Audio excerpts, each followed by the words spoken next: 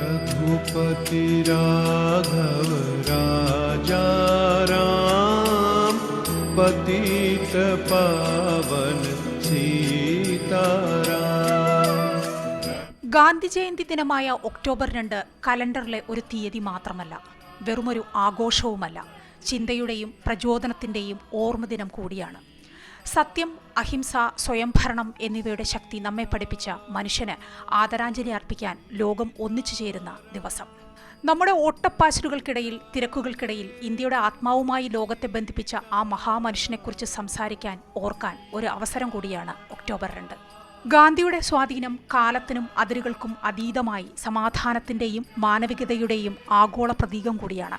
മഹാത്മാഗാന്ധിയുടെ തത്വങ്ങൾ രാജ്യത്തിൻ്റെ സംസ്കാരത്തിലും മൂല്യങ്ങളിലും ചെലുത്തിയ ആഴത്തിലുള്ള സ്വാധീനം ഒരു ആയുഷ്കാലം മുഴുവൻ സത്യത്തിനും അഹിംസയ്ക്കും വേണ്ടി നിലകൊണ്ടു. രാജ്യത്തിന് സ്വാതന്ത്ര്യം നേടിക്കൊടുത്ത മഹാത്മാവിനോടുള്ള ആദരസൂചകമായി ഐക്യരാഷ്ട്രസഭ ഇതേ ദിവസം അന്താരാഷ്ട്ര അഹിംസാ ദിനമായും ആചരിക്കുകയാണ്.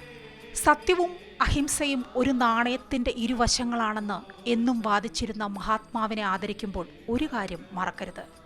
മഹാത്മാവ് സ്വപ്നം കണ്ട ഇന്ത്യയിലേക്ക് നമ്മൾ ഇനിയും നടന്നെത്തിയോ?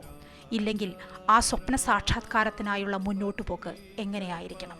News desk, Amrita news.